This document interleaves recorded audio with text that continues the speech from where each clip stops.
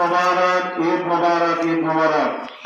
উত্তর থানাপুকুর গিরিয়ারপার কেন্দ্রীয় পবিত্র ঈদগাহ ময়দান থেকে বলছি।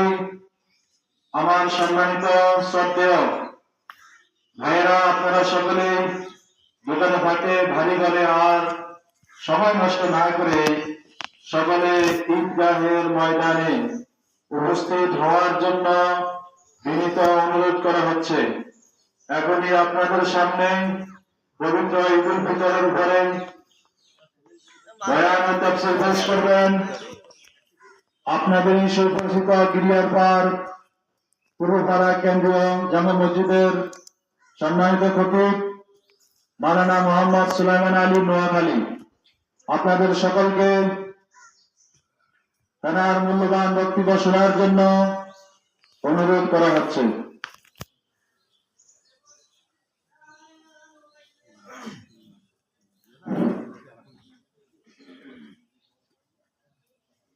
আসসালামু আলাইকুম ওয়া রাহমাতুল্লাহি ওয়া বারাকাতুহু। আলহামদুলিল্লাহ আলহামদুলিল্লাহি রাব্বিল আলামিন।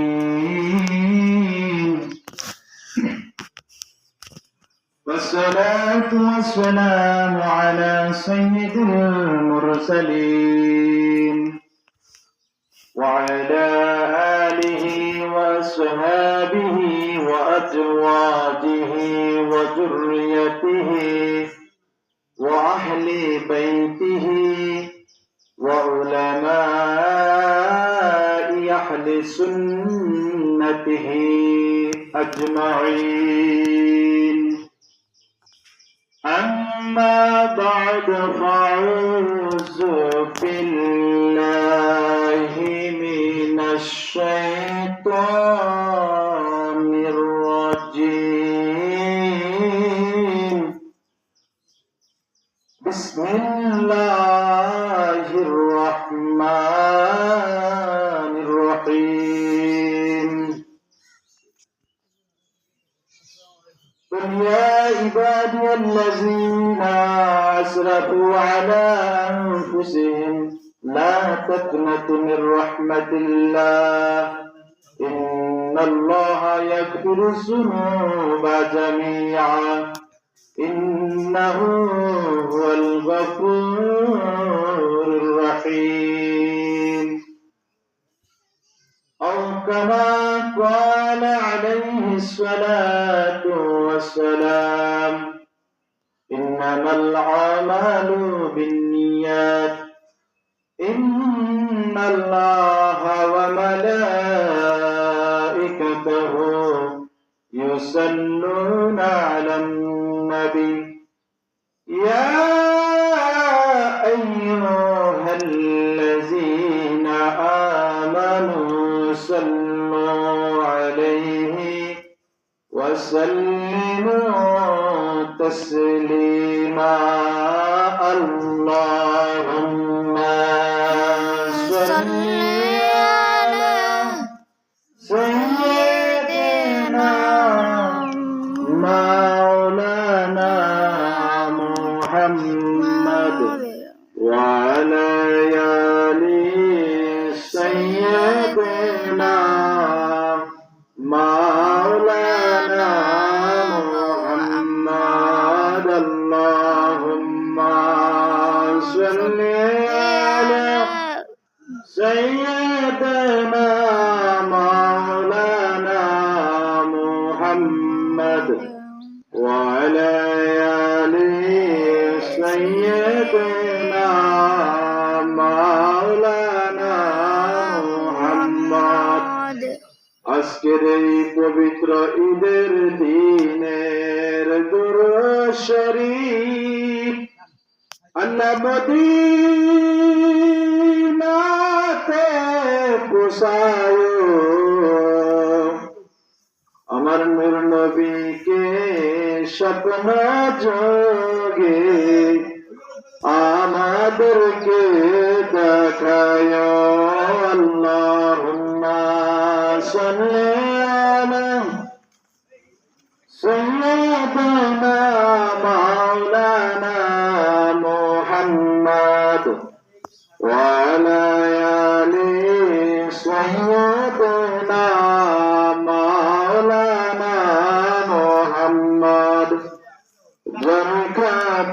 রে নাজাত পাবে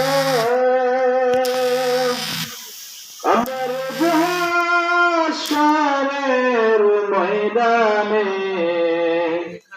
মহাব্বতে করলে দুরুদ সিংহতারে কবরে আল্লাহুম্মা সাল্লি আলা সাইয়্যিদিনা মাওলানা মুহাম্মদ ওয়া আলা আলি সাইয়্যিদিনা মাওলানা মুহাম্মদ লা ইলাহা ইল্লাল্লাহ লা ইলাহা ইল্লাল্লাহ লা ইলাহা ইল্লাল্লাহ মুহাম্মাদুর রাসূলুল্লাহ ওই কবরে আমরা যাব নবীজি আপনার দেখা পাব বলুন ওই কবরে আমরা যাব নবীজি আপনার দেখা পাব ওই কদমে খাব উড়াব নির্জালা লা ইলাহা ইল্লাল্লাহ লা ইলাহা ইল্লাল্লাহ লা ইলাহা ইল্লাল্লাহ মুহাম্মাদুর রাসূলুল্লাহ বাইজন কত দূরে মদিনা আমরা কেমনে যাব জানিনা দয়া করেন দয়াল আল্লাহ পুরাও মনের বাসনা লা ইলাহা ইল্লাল্লাহ লা ইলাহা ইল্লাল্লাহ লা ইলাহা ইল্লাল্লাহ মুহাম্মাদুর রাসূলুল্লাহ সাল্লাল্লাহু আলাইহি ওয়াসাল্লাম। আলহামদুলিল্লাহ, আজ পবিত্র ঈদুল ফিতর, ঈদুল ফিতরের দিন উত্তর পানাপুকুর গিরিয়ার পার কেন্দ্রীয় ঈদগাহের ময়দান উপস্থিত হয়েছেন আমাদের সম্মানিত ঈদগাহ ময়দানের ইমাম সাহেব এবং সদ্য আমার মুরব্বী, আমার সম্মানিত ভাইরা, মুরব্বীরা, পর্দার আড়ালে আমার মা বোনেরা, সকলে আমার সালাম গ্রহণ করুন। আসসালামু আলাইকুম ওয়া রাহমাতুল্লাহি ওয়া বারাকাতুহু।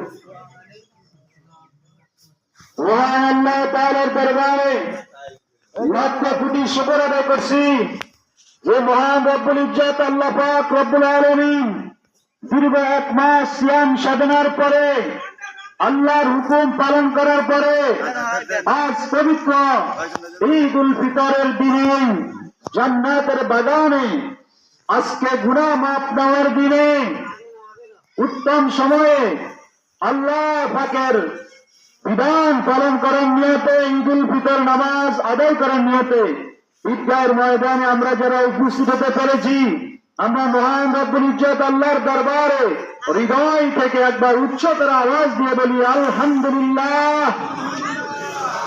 লাখ কোটি সালাতু সালাম আমার আপনার নবী, রহমতের নবী, নূরুন নবী আলা নূর হুজুর আকরাম সাল্লাল্লাহু আলাইহি ওয়াসাল্লামের প্রতি, যেই নবীর উম্মত আমরা বিনা দরখাস্ত হতে পেরেছি, যেই নবীর উম্মত হওয়ার জন্য নবীরা আবেদন করেছেন, আমরা বিনা দরখাস্তে সেই নবীর উম্মত হতে পেরে খুশি না বেজার। এবার হৃদয় থেকে বলি সাল্লাল্লাহু আলাইহি ওয়াসাল্লাম। হাজরিন, ঈদুল ফিতর, ঈদ শব্দের একটা খুশি আনন্দ, ফিতর হলে মানে রোজা ভাঙ্গার পরবর্তী উদযাপন, অর্থাৎ রোজা ভাঙ্গার উদযাপন যে আনন্দ আমরা করি ঈদুল ফিতর, শাব্দিক অর্থ হলো রোজা ভাঙ্গার অনুষ্ঠানে যে আমরা আনন্দ উপভোগ করি সেটা হলো ঈদুল ফিতর। এবং সুবহানাল্লাহ, তাই আজকের এই দিনে আল্লাহ পাক রব্বুল আলামিন জিবরাইল আলাইহিস সালামকে প্রশ্ন করেন, ও জিবরাইল, তোমাকে আমি প্রশ্ন করি, কোন মজলুম যদি তার কর্তৃত্ব পালন করা হয়, সে যদি তার তার যদি সমাধান করা হয়, সম্পাদন করে ফেলেন, তার বিনিময়টা কি দরকার বলেন তো তুমি? জিবরাইল আলাইহিস সালাম বলেন, ইয়া আল্লাহ, যে ব্যক্তি তার কাজ সম্পাদন করে এর বিনিময় তাকে দেওয়া উচিত। আল্লাহ পাক ঘোষণা বলেন, আল্লাহ পাক ঘোষণা দিয়ে বলেন, তুমি সাক্ষী থাকো ও ফেরেশতারা, আমার বান্দারা দীর্ঘ 1 মাস রোজা রেখেছে, সিয়াম সাধনা করেছে, কষ্টের পর কষ্ট করেছে, হাজারো খানার সামনে ছিল, পৃথিবীর কোন মানুষকে দেখানো নয়, তারা ইচ্ছা করলে মুখে চুপে চাপে কিছু পানীয় খেতে পারত, কিন্তু তারা এত কষ্টের পরেও তারা সিয়াম সাধনা করেছে এবং রাত্রিতে দাঁড়িয়ে দাঁড়িয়ে তারা বীর নামাজ আদায় করেছে। ও ফেরেশতারা, তোমরা সাক্ষী থাকো, আমি আমার বান্দাকে আজকের এই পবিত্র ঈদের দিনে আমি সকালে আল্লাহ পাক ঘোষণা দিচ্ছি, আমি সকলকে মাফ করে দিলাম, বলুন সুবহানাল্লাহ, এবং তাদের জন্য আমি জান্নাত মুতায়ন করে দিলাম। হাজিরিন, আপনাদের সামনে কুরআন শরীফের সূরা আহজাবের 53 নম্বর সূরা তেলাওয়াত করেছিলাম। আল্লাহ পাক রব্বুল আলামিন, আমরা যদি শত শত বছর যদি গুনাহ করে থাকি, তারপরে আল্লাহ পাক রব্বুল আলামিন আমাদেরকে ক্ষমা করে যাওয়ার জন্য ঘোষণা দিয়েছিলেন, সুবহানাল্লাহ। যদি আমরা আল্লাহর দরবারে যদি তওবা করি, আজকের এই পবিত্র দিনে যদি আল্লাহ পাকের দরবারে যদি আমরা খালেস নিয়ে তওবা করি, আল্লাহ, অতীতে আমরা অনেক গুনাহ করেছি, অতীতে আমরা নামাজ ছেড়ে দিয়েছি, কিন্তু আজকে থেকে আর আমরা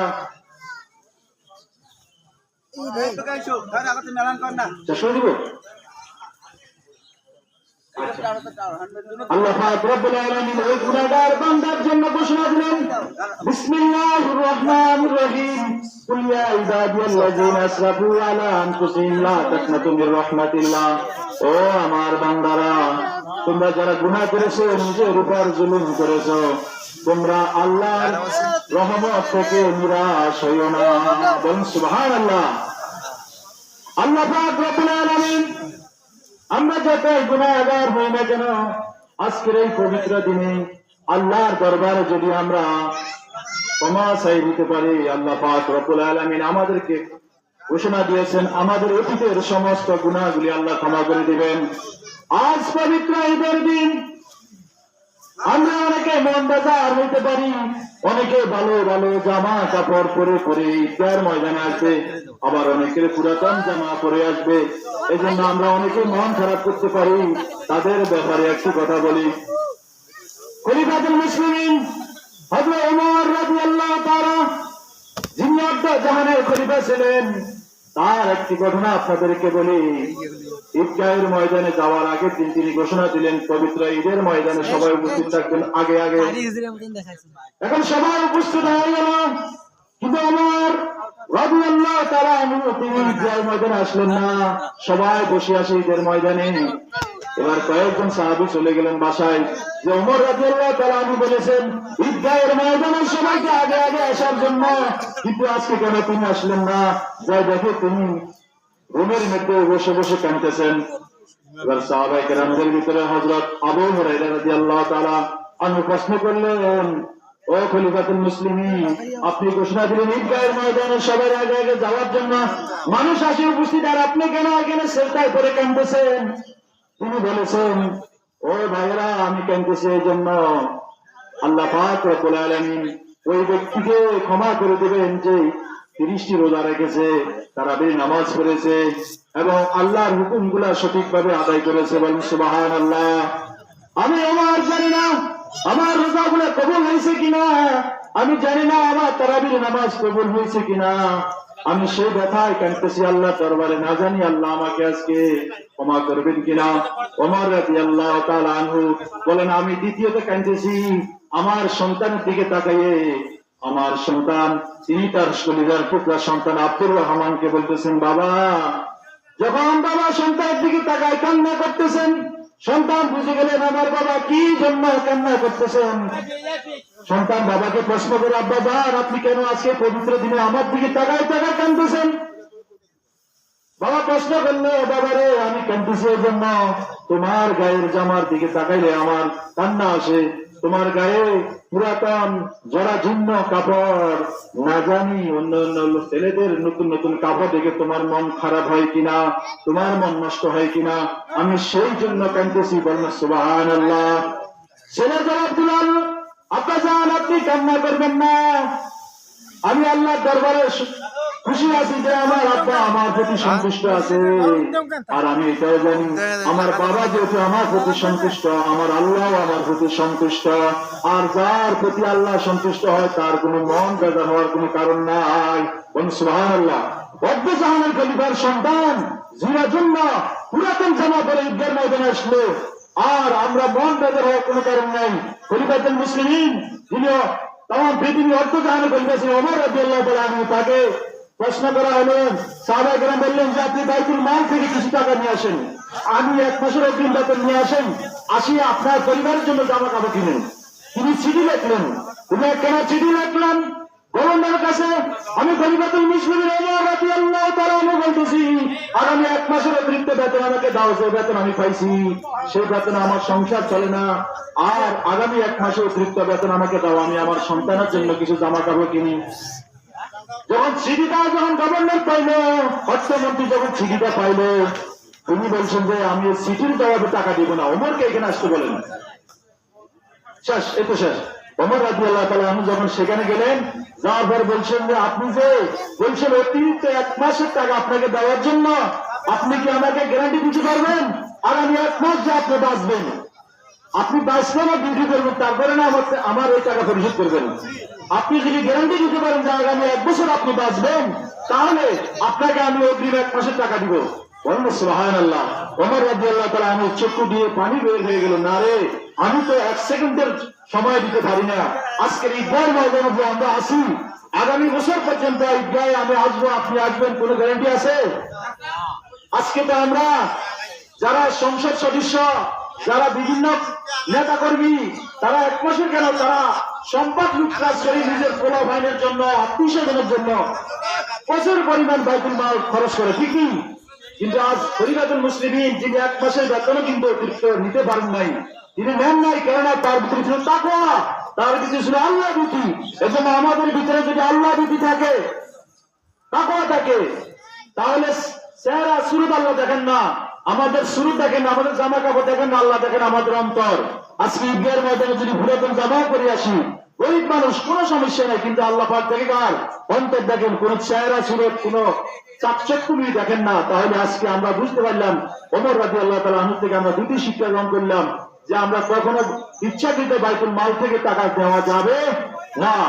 আজকে এই দেশে কত হাজার কোটি কোটি টাকা মানুষের আমানত খেয়ানত নষ্ট করতেছে।